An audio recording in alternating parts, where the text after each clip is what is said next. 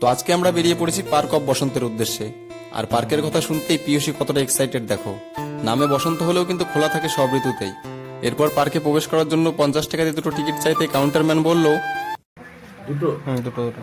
আর হচ্ছে একটা বাই 70 টাকা। তাই আরো 20 টাকা দিয়ে টিকিট দুটো নিয়ে ফটাফট ঢুকে পড়লাম ভেতরের দিকে।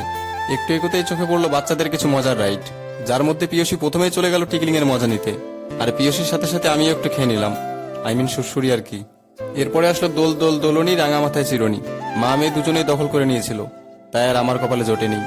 এরপর পিয়সী একটু উঠে নিল প্যাক প্যাক চরকিতে। ততক্ষণ আমি ঘুরে ঘুরে দেখছিলাম যে আর কি কি বাকি আছে উঠতে।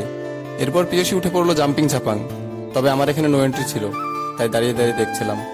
এরপরে আমরা উঠবো আঁকা বাঁকা সুরসুরিতে। প্রিয়সী তো ঝট করে উঠে পট করে নেমে গেল।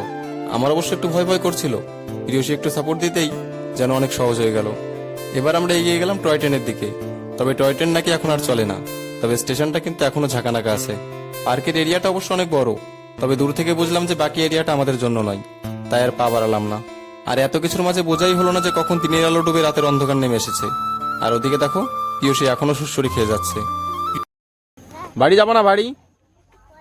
হ্যাঁ, একটু পরে। প্রিয়সী তো বাড়ি যেতে রাজি হচ্ছিল না। কোন রকম ভুজুং ভাজুং দিয়ে বুঝিয়ে ফাইনালি রওনা দিলাম বাড়ির উদ্দেশ্যে। কেমন লাগলো এই বসন্তের সন্ধ্যা? ভালো না খারাপ সেটা জানি না, তবে ছোট্ট প্রচেষ্টার জন্য একটা লাইক কি দেওয়া যায় না?